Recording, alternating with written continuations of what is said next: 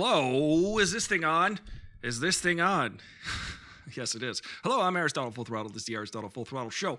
Welcome. Happy Monday. Are you wearing your Monday hats? I hope so, because I can't. My head, it won't fit on my head. It won't fit on my head. Thank you so much for being here. Thank you so much for being you. And this is how we do. Yesterday, how was your weekend? Yesterday, I went to the Academy Museum of Arts, Pictures, and Motion Sciences. It was pretty phenomenal. It was pretty cool. I got to meet C-3PO. Have you ever met C-3PO? No? Well, he's shiny. He's very shiny and new.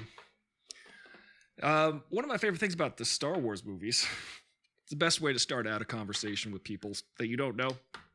I actually had an action-packed weekend. I, on Friday, went to a musical showcase. It was phenomenal. I went for someone named Wokes, except I just remembered how to say their name just now because it's spelled V, like with a dot over it, and an O with like a line over it, and an X with like a Q over it, and their name is Wokes. It's not a problem at all with marketing. I imagine they run into some trouble. But they were a phenomenal singer. Turned out, actually, I've seen them. Hey, Judella19. What was my favorite part of the museum? Here, let me put the chat on. I forgot to put the chat on. I'm flickering. Do you see the flicker? Oh, the screen went away. Oh, man. You know what's hilarious? Let me tell you. Not only is comedy hilarious, but you wouldn't believe this. My keyboard, I spilled coffee on it last week. I spilled coffee on my keyboard last week. You'd be surprised. Anyway, cheers. Here's to some more coffee. Well, I just wanted to say that Wokes, very good artist. Go check them out on the internet. It's I think it's me VOX. It's me VOX on the internet. Check them out. They are good. I actually saw them a few years ago when I was hired to do photography at an event, and they do put on a really cool performance. My friend is their makeup artist, actually, and so we both went. And I was highly amused. I had a problem a few years ago because because my band was called Veda, V-A-E-D-A. It was very confusing for people to say it. They didn't understand how to say it, or it was confusing for a lot of people. So since then, I've made things easy. Like my name rhymes with Full Throttle, so that's why it's called Aristotle Full Throttle. Welcome, Judy, to the chat. Let me play your intro. Then it'll make it the 22nd day in a row that I've heard this song. Oh man, everything's so laggy right now. Hang in there for the lag, folks. Anyway, I'm going to cut this intro because it's super laggy. Anyway, it's our favorite band ever, Chumbawamba. Welcome, Judy, to the show. How are you? The most favorite band ever. Everybody loves Chumbawamba. You guys know Chumbawamba. All the greatest hits. The classics. We've got proven to be one of the most legendary bands. There's the Beatles, there's Led Zeppelin, and there's Chumbawamba. How are you, Judy? I'm good. I will never let this go. Judy and I have been friends for 30 years probably now, which makes us 31. Yeah. That's good. That's probably, yes, exactly. Yeah. You asked me a question about what was my favorite part of the Academy Museum. I saw it in the chat. Have you ever? Yeah. Do you like the Academy? I saw some of the pictures that you posted, so I was excited. There was some cool stuff in there. There was some really cool stuff. I was super excited because, as you know, if you've been watching the show, and Judy, I know you have, I like movies. And yeah. this whole, it's this, really? Yeah, it's an entire museum dedicated to dope AF movies, and I watched a bunch of them, and it was cool to just see them. My favorite part of the museum, it might have been the area where they had like the life-size props. Like there has a life-size ET, there was a life-size C-3PO and R2-D2. There was Arnold Schwarzenegger's head from the Terminator, just his head. It was disturbing. I'll drop that That in is the Discord. disturbing. That's a bonus. Nice. Did you have a nice weekend? Yeah. Yeah, it was super low key, but I just chilled and watched way too much television, and that's what I wanted to do. I did You're not allowed. see the Batman though. I was going to, and then I decided I didn't feel like leaving the house. So at some point Right. this week, I will watch the Batman. I promise. Okay. Well, that's good. We want you to see the Batman. Did you hear that? Okay, good. Sorry, I was just checking the sound effects. You did not see the Batman. That's okay. You're not required to. However, it does help when if you want to talk about it. But because I do want to talk about it, but I think there needs to be a little more than the first weekend to talk about a movie. Maybe, I don't know. I don't think everybody is required to talk about it the day before it comes out like they did on Thursday. By the time I went to see the movie, the Batman, there were already like 231 Easter eggs in the Batman. It was like 3 p.m. on Thursday. Wow. And I'm like, good golly. And they're like, ending explained. And I hadn't even left the... Yeah. But there's a lot to digest in the movie Batman. It's actually the Batman. I was just thinking about it the whole weekend. It's one of those movies where you kind of leave it and you're like, wow, there's a lot to digest in that movie. And I really had a nice time as the story unfolded throughout the movie. I was really kind of taking it in. It's not slow, but it's very deliberate. It's very plotting. Everything looks beautiful. I think I was talking to you. I was saying how everything in the Batman it's almost like Blade Runner. It's like that level of world building. It's the first time I think Gotham really got to be a character in the movie. The Christopher Nolan universe. Just the background. Yeah. I feel like it's not just the backdrop, but it is definitely a character in the movie. So I thought that was pretty good. I thought that was pretty cool. Nice. But I was at that museum yesterday, the Academy of Motion Pictures and Arts and Sciences, and however, I don't know what they really call it, but it's got a lot of names. Oh, hold on a second. There's a light. It's falling. This light is falling. Hey, prop the light back up. Okay. It might completely drop during the show, but we'll see. Oh no. Part of the charm of the Aristotle Full Throttle Show is everything is falling apart all of the time. It's being held together by duct tape. I wish duct tape. It's being held together with Scotch tape. That was probably my favorite part of the museum was the life-sized... I got to see the 2001, like one of the spacesuits from 2001, and also one of the pods, the space pods, the Moonlander from 2001. Or no, it wasn't the Moonlander. It was like it was the pod. Yeah, it was the pod because in the movie 2001, there's a scene where it says, "Open the pod bay doors, Hal. Open the pod bay doors." So I guess it's a pod. It's an escape pod. I would like to remind the audience, if you're listening on Spotify, thank you. Share it with your friends. Also, you can listen to this on Spotify tomorrow. This will be a podcast uploaded as soon as it's available. I might even be able to figure out how to download it tonight. Let me see how quick I can do that.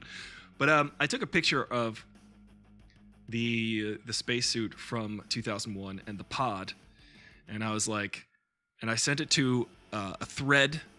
My two friends named Dave. So there's a thread that I'm on, and it's David and also David. So I said, I sent it to them with, there's this another one. Oh yeah, exactly. But there's this one too. Just what do you think you're doing, Dave? There's that line from the movie. I don't know if you heard that. What do you think you're doing, Dave? I sent it and I said, "Just what do you think you're doing, Daves?" Dave's nice. And they were like, "That's awesome," because they are also big fans of movies. They had the Jaws shark. They had E.T. As I mentioned, E.T. They had the life-size. I guess it's I don't know if it's a maquette or life-size replica of the Waterman from The Shape of Water. Do you remember Right. that movie? Yeah. So cool. I was going to say Antonio Banderas, but Yeah. it's Benicio del Toro, but it's not. It's actually Guillermo del Toro. Psych, double psych. Oh boy. It's funny. It takes a good 20 minutes for the show to start kicking in as far as the stream frame rate. So stick with it, ladies and gentlemen. Stick with it. Or just listen to this tomorrow as a podcast. It'll get up there. Yeah. So what else is going on, Judy? How's it? You're in New York. I'm in Los Angeles. What's the temperature there? What's the weather like? So, it got into like the mid 50s today. Yesterday it was in the mid 60s, so it's warming up over here. It's supposed to like even out and be in the 40s and 50s this week. So spring is on its way. It's spring again, as our best friend Biz Marquis said back in the day. That's cool. That's actually warmer than it was here yesterday. I think it was, or 2 days ago, it was 53 degrees here. And our friend Oliver, OCW 5000, said in Ann Arbor, Michigan, it was 53 degrees there. And I said, that's no fair. That's warm for you, but cold for us. Right. I don't like it. I don't like that we share the same temperature. That's not the way it's supposed to be. That's not why I moved here.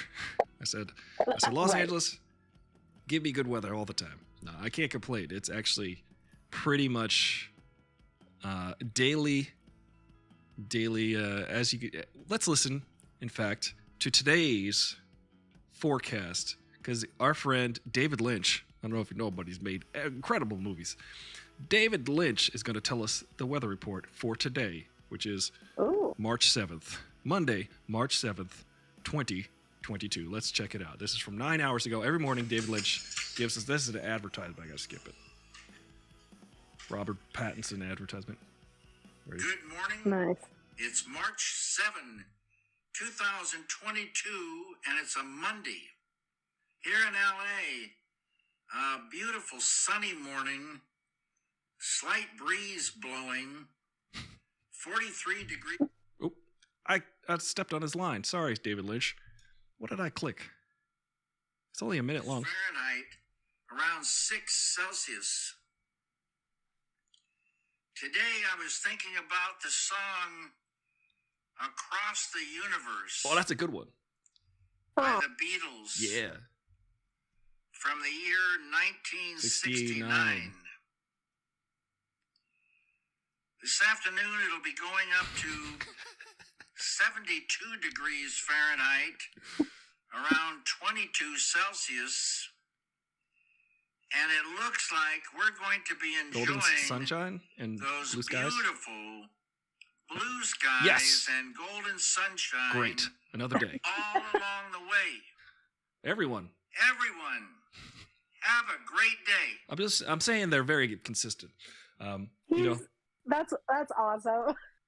isn't it the greatest thing? I love how he just randomly is like, I was thinking about Across the Universe by the Beatles. And then he It just doesn't goes really- on back to the weather. It doesn't get any more David so Lynch awesome. than David Lynch.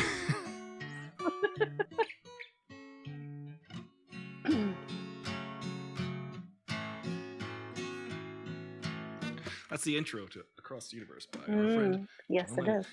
It's so amazing. David Lynch just says, this morning I was thinking about Across the Universe. You're just like, all right, cool. Yeah, that is pretty David Lynch. He's the most Lynchian Lynch you can get. Lynchian is actually a filmic term. Speaking of the Academy of Motion Pictures and Arts and Sciences, he is one of the most influential filmmakers of modern times, of the last 40 years or so. And it's interesting that he's such an artist. He's such a thinker and an ideas guy. So he's been doing this daily weather report for, 2 years now, since the beginning of lockdown, I guess. Right, he started during the pandemic, yeah. And I think it's an art piece.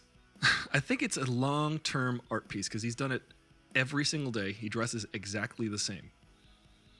And he wears sunglasses and a black shirt, and he sometimes we'll throw a thought in there. I think if it occurs to him to have a thought, if he has a thought in the moment, he shares it with us.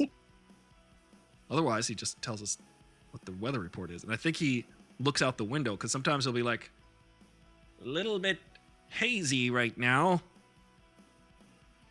And that's about it. And then he'll just probably... I think I've seen it a couple times, the reflection in his sunglasses of the temperature reading, the thermometer reading, just in the reflection in his sunglasses. But I think it's an art That's piece. really I think cool. I think in about, and I would like to think of Aristotle Full Throttle as an art piece, because I've been doing this pretty much every day for almost 2 years now, 5 days a week, Monday through Friday, 4 p.m. Pacific Standard Time. Currently, you guys can subscribe, and you get access to the Discord. You also get a high five from me psychically. But I think it's an interesting thing to document just the daily weather, because that is a thing that is so easily able to just leave your consciousness. 2 weeks ago, how you gonna remember what the weather was? But David Lynch will remind you. You can go, hey, what was the weather on this day? And David Lynch will tell you. He has recorded it for posterity. I'm really overwhelmed by the genius of it, because it's so simple. Something so insignificant he is trying to...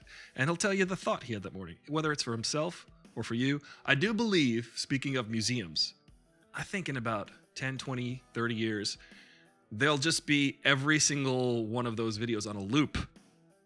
And you could just sort of enter a room, like a dark room that's being projected, and it'll just be, good morning, it is February 2nd, 2021.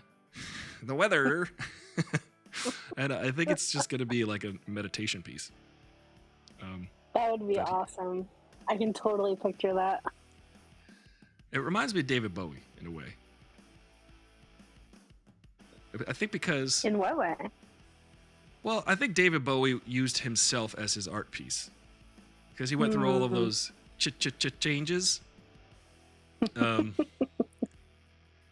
Throughout his career, he metamorphosed over and over again into like these different versions of David Bowie. Starman, the great White Duke, or the Thin White Duke, or whoever he was, and Ziggy Stardust. So he did all of these different versions of himself throughout his life. And here's the thing that I find most remarkable, is that when David Bowie died, the day after he died, his final album was released upon his instruction. He said he recorded this album while he was dying, and he was very ill and very in pain every day. And he said, I am instructing you that upon my death, while the world feels sad, I guess, for a day, I will have one final gift to give everybody, which will be my final album. And it's like a bookend to his art piece, which was his own life. And I think that I find that very compelling and remarkable. That is so awesome. I don't think I knew that. I don't think I knew that he specifically set it up to be released that way. Yep. And he pulled a Beyonce. You know how Beyonce came out with like 17 albums out of nowhere or something? And she's like, Sasha Fierce, she said, check it out. 17 albums. You didn't know? Watch out. Here they come. I'm going to hit you with it. See, Yeah. Yeah. The funny thing that I find about I haven't watched it yet. Still, I haven't watched it yet. Now, I find this to be something that is, well, just listen to this story. When Beyonce came out with that album, or the Lemonade thing that she did on HBO. Right. I didn't see it. I had no idea about it, what was going on, but this is what I heard white folks talking about for like a week. Oh, okay. My computer just keeps going into standby because I don't have a keyboard. I'm actually remotely using the keyboard from my laptop to control my desktop because science. So all after Lemonade came out, people would just say to each other, I'm really glad she did that. And I've yet to understand the context in which they mean that. Because for don't me, know. I'm a brown guy.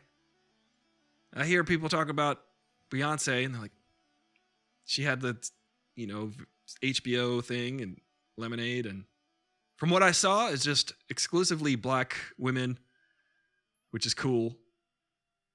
Yeah. But I haven't seen it yet. But I just heard. I haven't seen it either. Yeah, I just heard white people going, No. I'm just so glad she did that.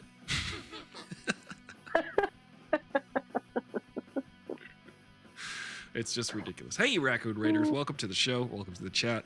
We're just chatting about like movies and praising people for their work, I guess. I don't know. I don't know.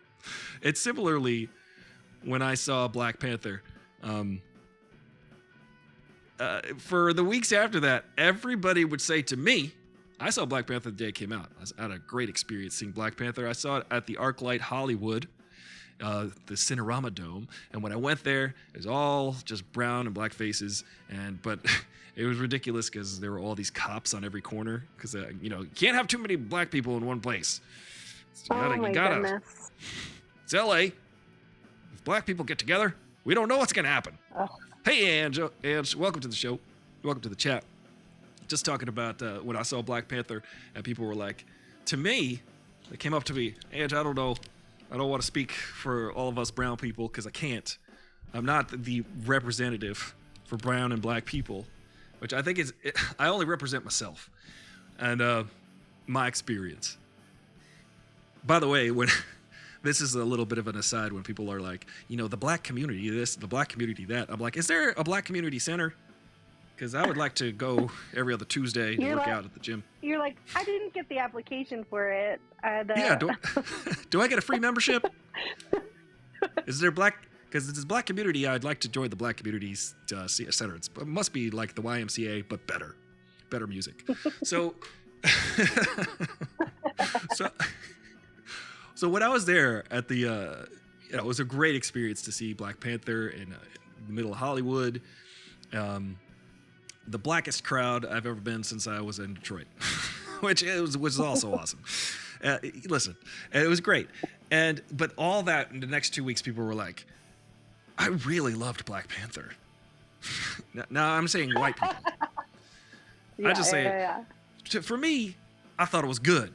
I liked it. I actually liked it better the second or third time I saw it. Wakanda Forever. But when I first saw it, it was hilarious how people went out of their way to be like, I really liked Black Panther. I'm like, oh, cool, great. I thought it was pretty good. They're like, really? I thought it was amazing. Angela O in the chat says, same thing here. Yeah, I think there's a lot of people that want to go out their way to see. I really liked your movie. The one movie. The one movie. But yeah, exactly. I gotta say that one of my favorite things about that movie was there was a cast of a dozen or so folks, 90% of them black. The movie cost $200 million to make. First time in history that Hollywood has ever wanted to risk that much money on so many black people, which I was happy about, fundamentally. As a movie, I thought it was pretty good. Ange O in the chat says, I still don't care for it. Nice. Ange, you're supposed to like it. Don't you know that? You're required. Okay? And just yeah, I don't know. But the Batman, I saw the Batman the other day. Ange O says, I get a lot of poop for that. Well, Ange, we know that you are the resident Warner Brothers and DC fan here. The authority on all things DC, Batman, Superman. I know you love the Snyderverse. Now I'm going to ask you, Ange, what did you think of the Batman? No spoilers, please, because I think we're going to give it a couple more days. Also, Judy hasn't seen it yet, so we're going to consider Judy's ears. We don't want to spoil anything for her. It's also very hard to spoil. The movie is 3 hours long. There's a lot of stuff in it.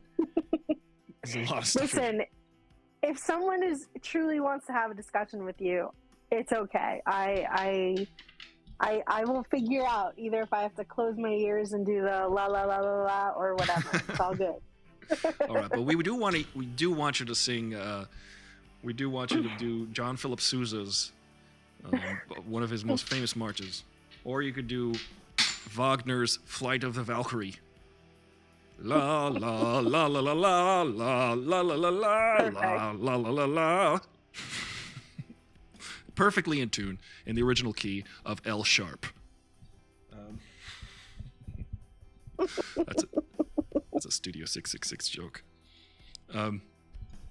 Angelo says, I didn't see the Batman yet. What? Wait, hold on a second, Ange. What?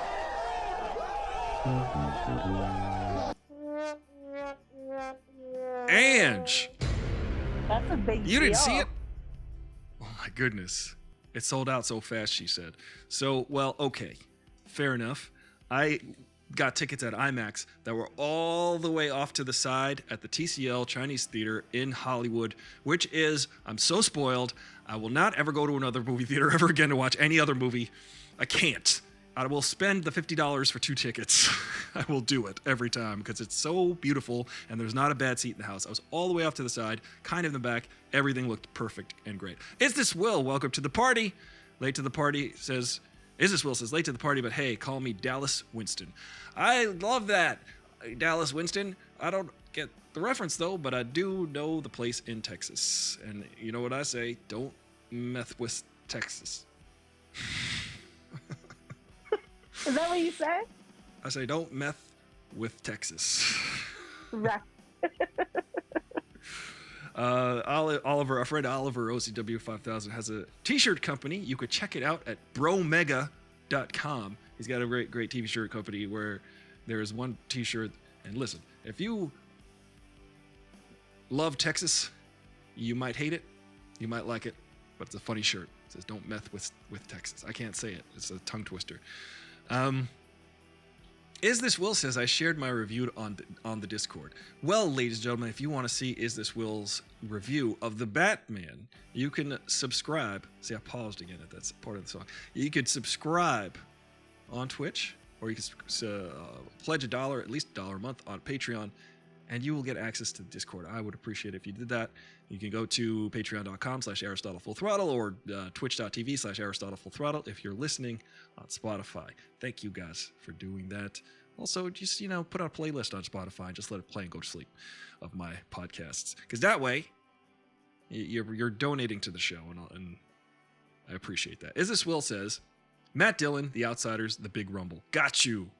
That's a great movie. Is The Outsiders. Judy, you ever see The Outsiders with like every Tom Cruise and every C. Thomas Howell?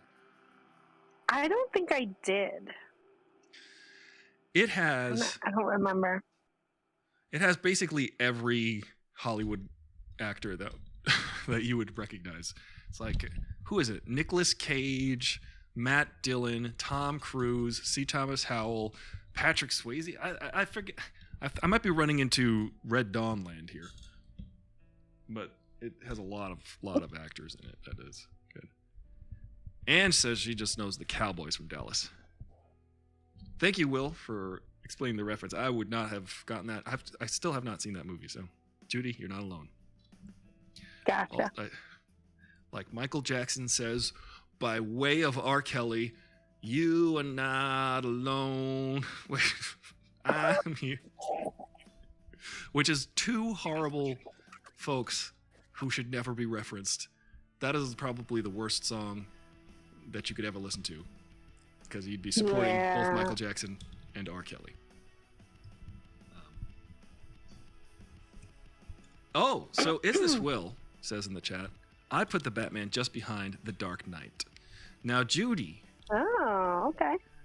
You told me right as I walked out the theater, I actually got a text from you because your brother Michael, he went and saw it. Yes. He's a major Batman fan. Like, his favorite Batman is the Batman's cartoon series from the 90s. Like, that's still his, like, that's the bar for him. Those are pretty good. Yeah, no, they're great. But he did caution me saying, like, he just got out of the movie. He's like, I don't, it might just be the high of the movie, but he's like, I think it might be my favorite Batman. And that's a big deal for him. So that's a pretty big deal. I take that on Yeah. good authority. Michael is very well adept in a lot of this comic book movie lore, and is very well invested. We've had many in-depth discussions about things as such. That's it. So when I was walking out of the movie and I received that text, I was still I'm still digesting the movie, and I can't wait to see it again. I want to see it again this week. I really can't wait to see it again because it's just a beautiful looking movie. You could just sit there and it's just a feast for the eyes because it's a world that you are living in. Now, Isdiswell says The Dark Knight is my favorite Batman movie, so that good. The Dark Knight has been my favorite Batman movie. However, I was just thinking about this yesterday. Batman. Were we talking about this, Judy? About Batman being like one of the most incredible. The original 1989 Batman has so many good things about it, which I can't. Yep. I can't count it out. I can't count it out because of many reasons. Maybe The Dark Knight. Dark Knight might be the best Batman representation, best Batman movie ever. For many reasons, for the Joker, the iconic Joker. I was just gonna say, Bat- I feel like that one has the best Joker. Yeah. I mean, not. Yeah. Well, I say his Joker is a totally different approach that matches that world. Jack Nicholson's Joker was more funny and scary, like in that sense. Yeah. And I would say that there's like a sliding scale. Like one end is terrifying and one end is hilarious. But they're both exist in the Joker world. If you're going to represent the Joker, like say Heath Ledger's version might be sliding on the spectrum a little bit more toward terrifying because he's chaotic. He's a chaotic dude. You don't know what he's going to do. Same thing with Jack Nicholson. Bob, gun shoots Bob. Like he's just insane. That's also terrifying. I think though, because Tim Burton is so surrealistic, there's something to be said about the original 1989 Batman that I'm like, I can't count it out as one of the top 2 Batman movies ever. Like every scene in that movie is memorable. There's just so many.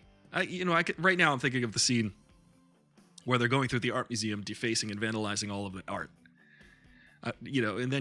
And you've got like Jack Nicholson's Joker laughing, and they do this really cool gag in that movie because the Jack Nicholson Joker in Batman 1989, he's deformed. He's got the pale skin. He looks like the Joker, but then has to put on all of this makeup to look normal.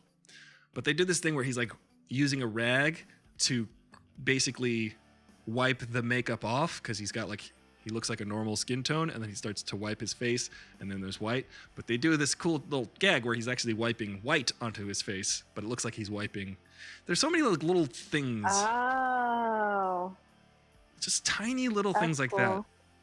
So he's like, he's laughing, and he's like kind of wiping the makeup off, but he's actually putting makeup on, which is just a thought that Tim Burton had to think of to be like, this is how we'll do that visual gag. And I don't know. There's just so many things in that movie. I'm thinking about when Bruce Wayne is walking down the steps and gets shot in that movie. He gets shot, and then through the shoulder of his suit jacket, it just misses his body. He doesn't even notice until Alfred is like, "Hey, Master Wayne, you've got a hole in your suit because you got shot." And there's another scene where Bruce Wayne gets shot. There's another scene where Batman gets shot. And then there's another scene where Batman gets shot. It's great. I could go on and on.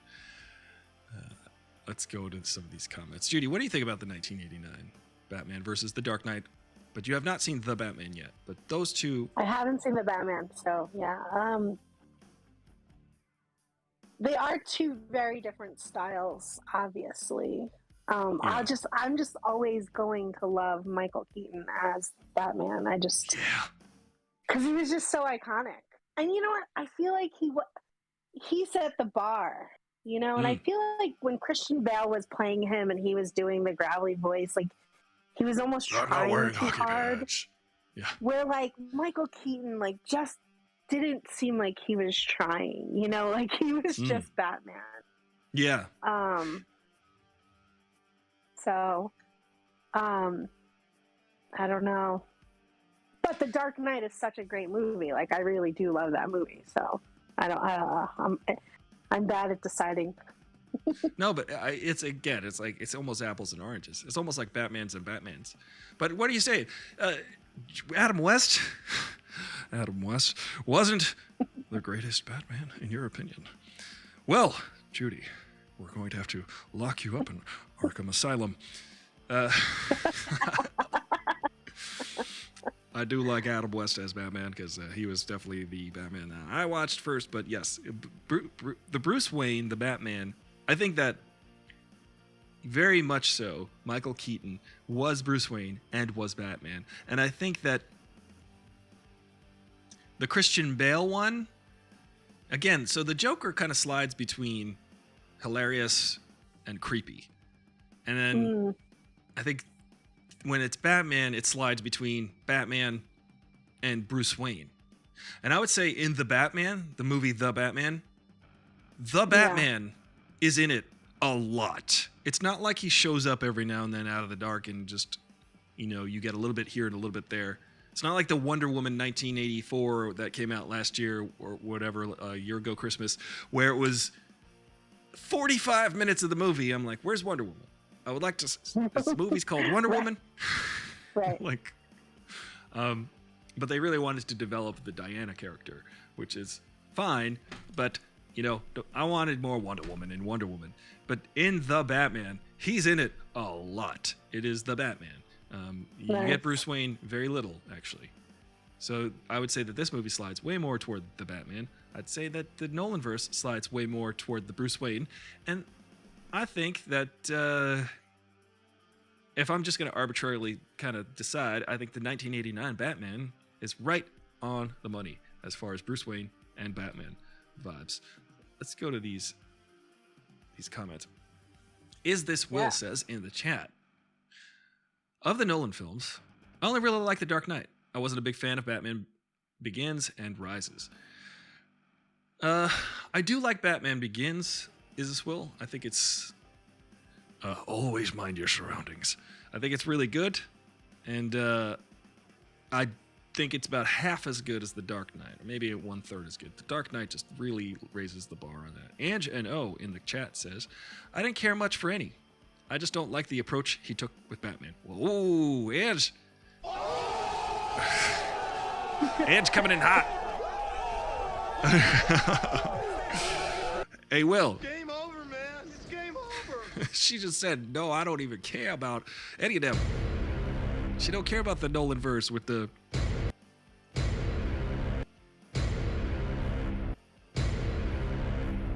I had to give you at least 3 or 4 of those Nolan bois. And Ed says in the chat, so much continuity in that scene. Is this Will says, I was very much over Batman by the time Nolan started his series, so I didn't care about Batman. So it took a movie that was just something I liked more so that it featured a character I liked. So it took, like, you basically had to wait until the second movie in the Nolan verse. I think you're trying to, that's what I'm understanding. Angelo says, I revisited Batman 89 a week ago with my mom who hadn't seen it since. Wow. Probably 89. She loved it, and she is a huge Superman fan. Yes. 89, it's a cartoon come to life in a lot of ways. It's a Tim Burton cartoon come to life. It's very, very stylized. Every little moment of the 1989 is stylized. I would say that the Nolan verse is really good. However, I was telling Judy this, that what I took away from The Batman the other day was that the Nolan verse feels like it could have been filmed in Chicago. could have been filmed in, Dark Knight Rises was filmed in Pittsburgh, I think. Feels like an American city that we kind of feel familiar with. The Batman definitely feels like we are in Gotham. It makes Gotham so integral and so much a part of it builds that world. We have time to sink into that world, and we have time to see Batman/Bruce Wayne's relationship to that world. And I want to give a shout out to my homie, my OG homie, Paul Dano, because Paul Dano was in that movie. I won't tell you who he plays, but that he was. So the first movie I worked on, you might know, ever as I was basically a kid, I worked on this movie called LIE, the Long Island Expressway. Also, it's an acronym, spells lie. And Paul Dano is the star. Paul Dano is the star of that movie. I don't know if it's Dano or Dano, honestly. I thought it was Dano. We called him Paul Dano when we worked with him. But now I hear people calling him Paul Dano, and I'm like, okay, I guess we're doing the Rihanna thing with you. Because it's Rihanna, ladies and gentlemen, and Judy is pecan. I'm kidding. Listen, people's names are one thing. The name of a fruit, I think, can be regionally said. I'll say that. Or not fruit, but nut. Yeah, a tree nut. A tree nut. I am... we should always like strive to get people's names correct. I definitely agree with that. That's fair. I think that too, because my name's Aristotle, and if I don't remember someone's pronunciation of their name, then I get fired. But yeah, I'm just kidding. Paul Dano, he's in it, and like the first movie I worked on with him. We went to Sundance all together. We stayed at the same like Airbnb back then. It was cool. It was cool. I was like, he was like my little buddy. He was like, and I was like the older camp counselor bro that on that set, because I was a PA.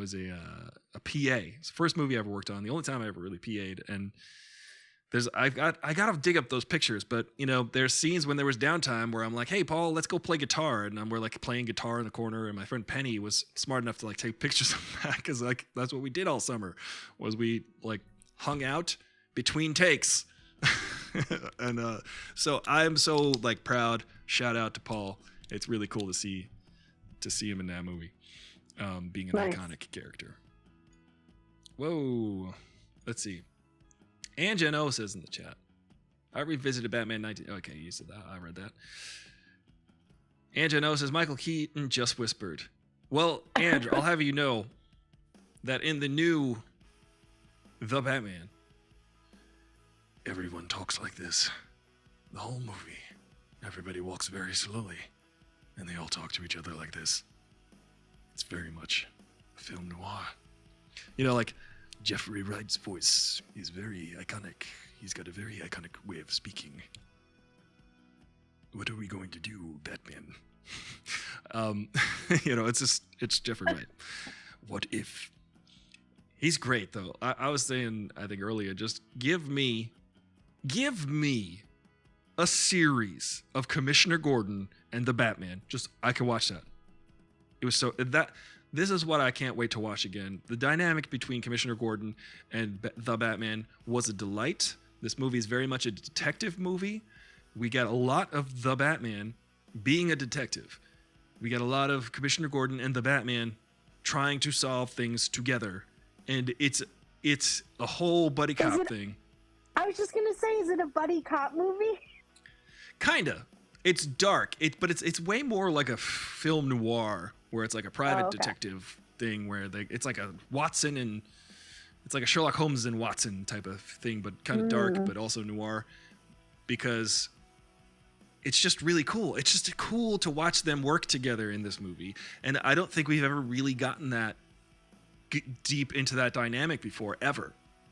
I really don't. I think that this is the first time we get to see this like partnership between the two of them, and then there is a funny dynamic, because one's a Commissioner Gordon, one's a cop, one's a serious guy, and he's Batman is a vigilante, and people are kind of questioning the methods. They're like, hey Gordon, why is this guy here? He's a vigilante. And this is in the very beginning. The Batman Robert Pattinson, he just looks around and he's like, murder weapon's over there. The thing is over there. And he's just like taking in the scene, processing it very quick. He's the world's greatest detective after all, from Detective Comics. And we're sitting there watching, this is why he's here. This is why the Batman is what. This is why Commissioner Gordon needs to bring the Batman in, despite the questionable methods of bringing a civilian or vigilante into a crime scene. It's like, we want to solve this crime. I know this guy basically for a year now, because they say that in part of the movie. He's like, listen, man, I've known you for a year. I don't even know who you are. And it's pretty cool. It's really interesting. Isis Will says, I feel the same way about Wolverine, Terminator, and Star Wars. There's no sentimentality there for me. Just make a decent movie. Well, Will, I hear you on that, but I definitely am sentimental and also think they are good movies. Angelo says, but I love the take Batfleck took with the voice, though. Angelo, I agree with you. I think the vocoder, the voice modulator, was so cool. It wasn't like he sounded like he was holding his nose and growling. Like Judy reminded us that Christian Bale's like, I'm not wearing hockey pads. It just sounded like he couldn't breathe. Angelo says, that's good to hear. Is this Will in the chat says, one thing Marvel has pushed through is that secret identities and dual personalities are BS. Interesting take. Well, I was saying this the other day because my friend was texting we were like on a text chain, and he said, why another Batman? Why are they making another Batman? And I said to him, well, you do know this whole concept of money and how that works, right? and he's like, yes, I guess that's. But I was saying, this movie works. This DC movie, The Batman, this one works because of character. There's character, and that is why all of the Marvel, the MCU, in my opinion, works because of character and story. Character, story. Character and story. Character is destiny. Story is interesting. Plots can be the same over and over again. Interesting story, compelling characters, incredible. That's what the MCU has to its advantage. And I'm sorry to say, I know you love Zack Snyder, but they were just like, there were punch fests, in my opinion, and very, listen, I will say this about Zack Snyder. I do really enjoy his movies, but not for character and not for story. So that's, and I think in the end, the reason why I like the MCU better than any Zack Snyder movie is because of character and story. But I will say, I don't think I've seen a Zack Snyder movie that I don't like for some reason. I saw Batman vs. Superman twice within 2 days, and I liked it both times, but I was like, these aren't very good movies. But I do appreciate his ability to visually be just spectacular. His movies are spectacular, except they're not that great. Which sounds like a funny conundrum. Your movies are spectacular, but not good.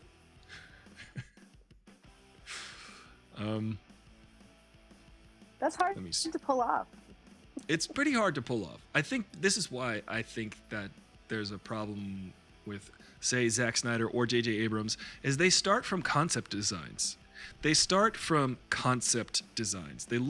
make pretty pictures. Zack Snyder's an incredible artist. He makes like really beautiful concept designs and feels, and then he tries to connect these disparate images and then try to tell a story through them, which is an approach. But I don't think it works as well as Matt Reeves' approach, which was, how do I take all of these characters, all of these themes, and ground them in the most grounded version of Batman? How do I interpret them? He's actually was talking, I saw this interview with Matt Reeves, the writer-director of the Batman.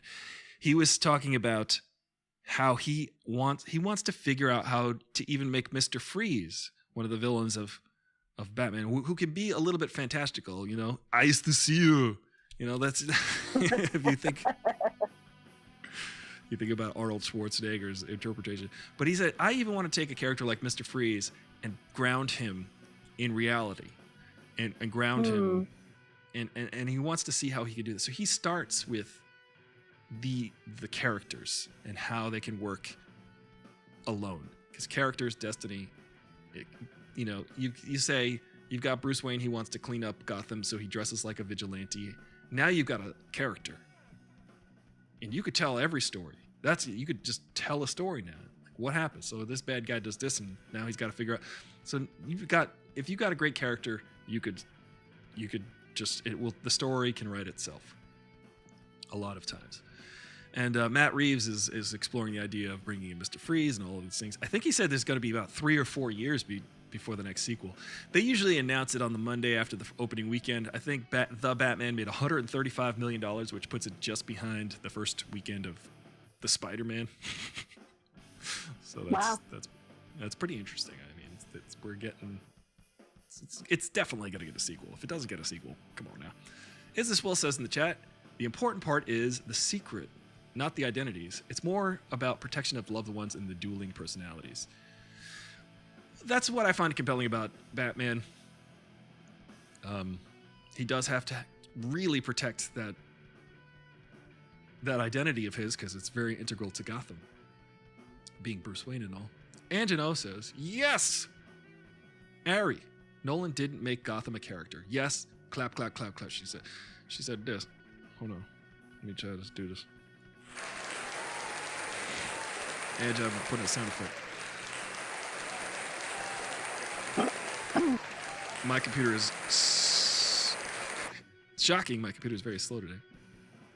I'm glad to have made you happy, and you will be pleasantly surprised with the Batman, because the Batman, you are going to live in Gotham for 3 hours, and it's just, that is to its credit, to Matt Reeves, the writer-director, to his credit, he really does build this world. It feels like a real place, but it doesn't feel like any place that we've seen in the United States, but it does feel like it could be. I saw this detail that they pointed out on one of those 20 things you missed in the Batman, and there was like a bill, like a phone bill on a table. They picked it up to read it, and it said like 1, 2, 3, 4, Elm Street, Gotham, U.S., which was nice. Yes, it didn't say the state. It was very careful very, very good attention to detail in this movie. They will never give away where Gotham really is. But they know they do reference it in a couple of Batman's movies where George Clooney says he'd be halfway to Metropolis by now. This is why Superman works alone. Very hokey. Ange says in the chat, well, this Batman was supposed to be Batfleck, but stuff happens. Ange says also, oh my G, I really don't. Hold on a second. Is this Will? Oh, hi, Ismael. Welcome to the show. Is this Will says, Snyder leans on iconography heavily instead of nuanced character development. His plots determine character traits.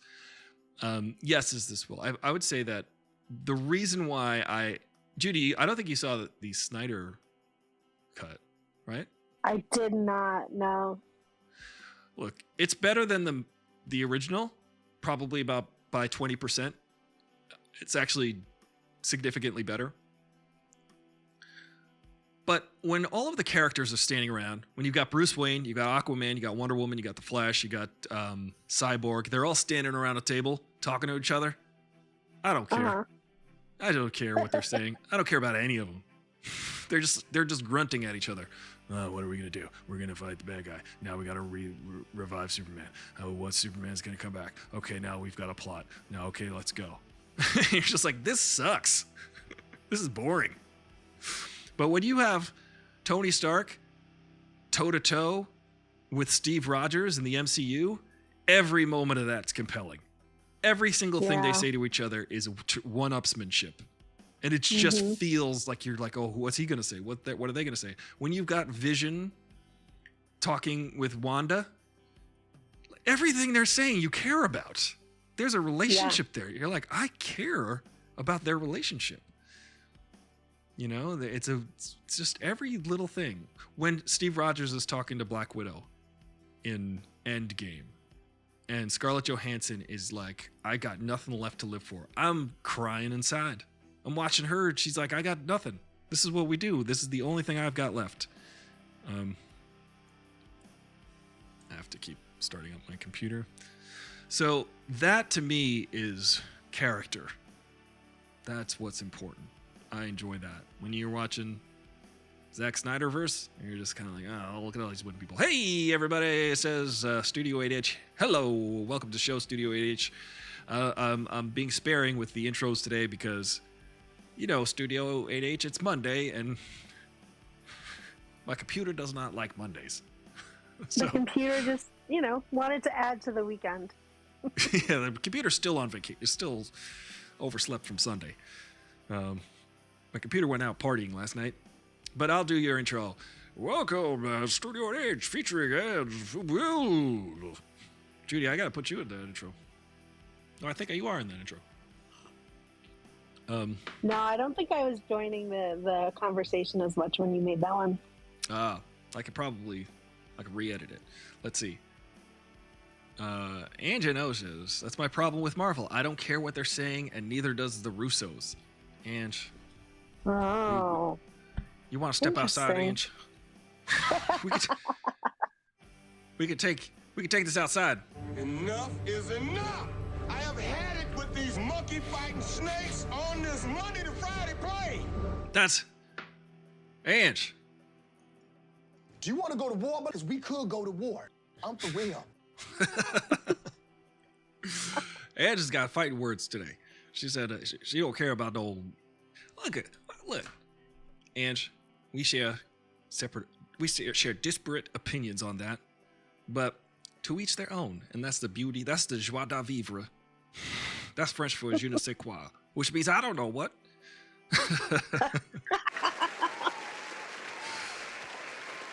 Ange, we applaud you. We applaud. Uh-oh, timeout.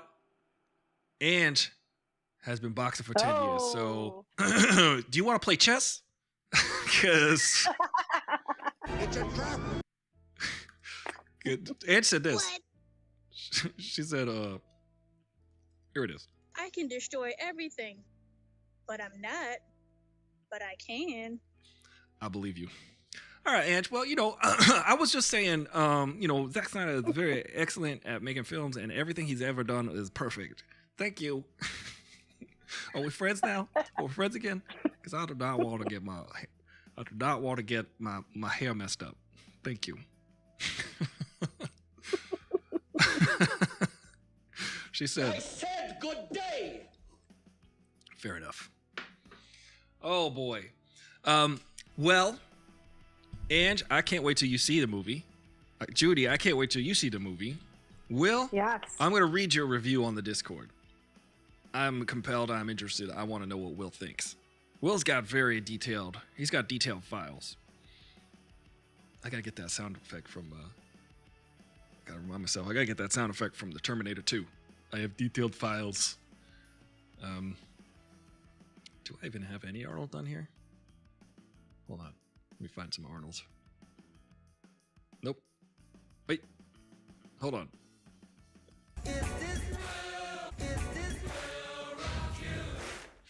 That's true. I just like listening to that because it's two of the greatest artists ever, Bob Marley and Queen, jamming together. It's a mashup I made. But hell, Ange, anyway. Yeah, well, you know, that's just like your opinion, man. I saw the dude's robe yesterday at the Academy Museum in LA. There's an Academy's museum in Los Angeles, which has all these really cool props from all these movies from throughout the history of movies. Really, one of my favorite exhibits was the Bruce Lee exhibit. There's a Bruce Lee section.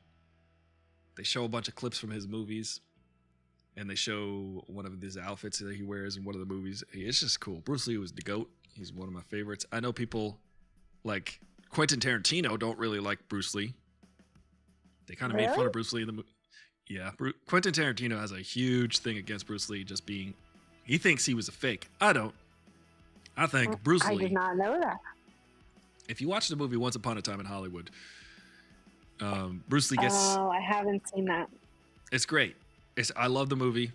It's a reimagining of history. It's fantastic. I love it. I can watch it anytime. Anytime. Oh, that's cool. Oh, what's in the box? What's in the box? It's so fantastic. But Bruce Lee was the GOAT for many reasons. I would say he's the GOAT because he brought Kung Fu to the mainstream like no other.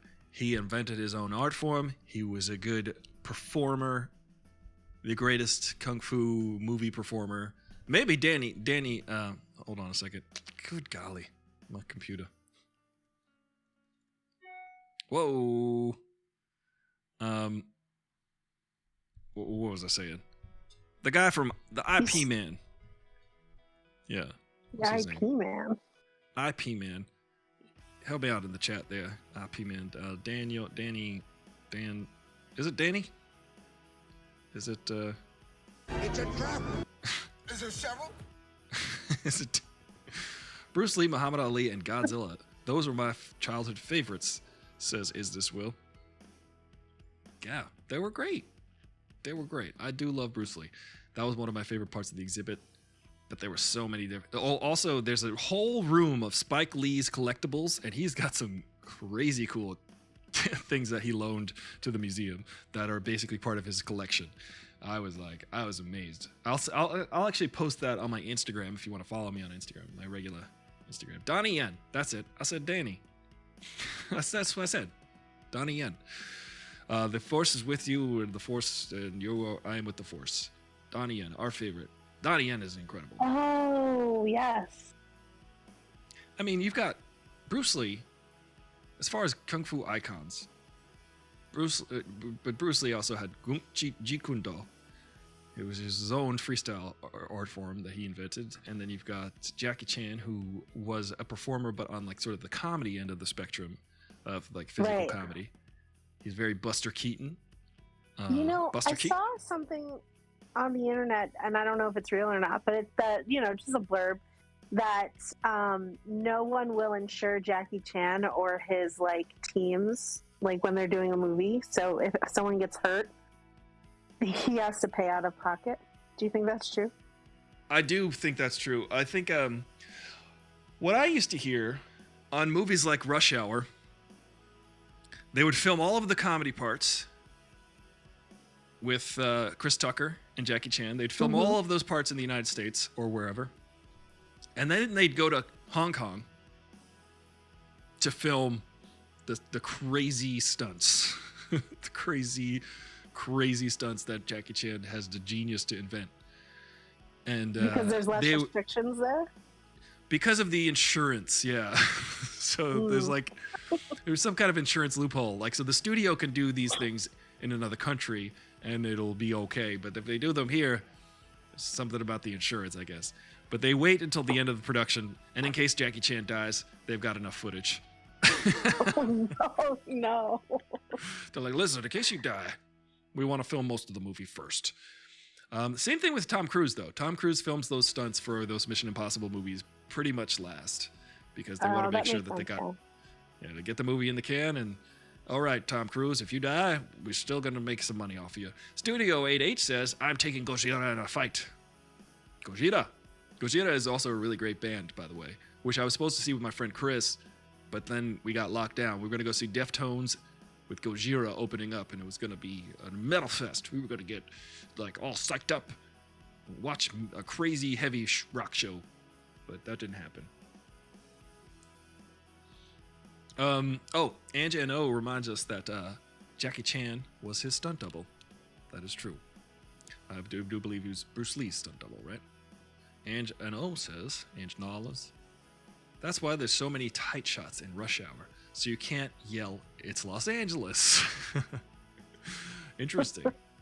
Very true, very true. You know, they always want to shoot around those kinds of things. But that's it. That's a wrap. I think we covered it. And she said she's gonna fight me. She said 3 o'clock after school playground. I said, can we talk about this? She's gonna beat me up. I don't know, man. You're the one that started it, so. Those fighting words. I didn't say anything. I said, Oh, hell no. What's up, dog?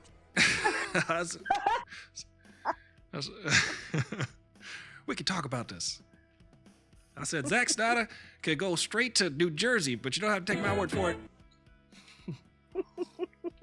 Let's do this. Oh, she's ready. She's ready. She says chess. She can do chess or boxing. This is us playing chess.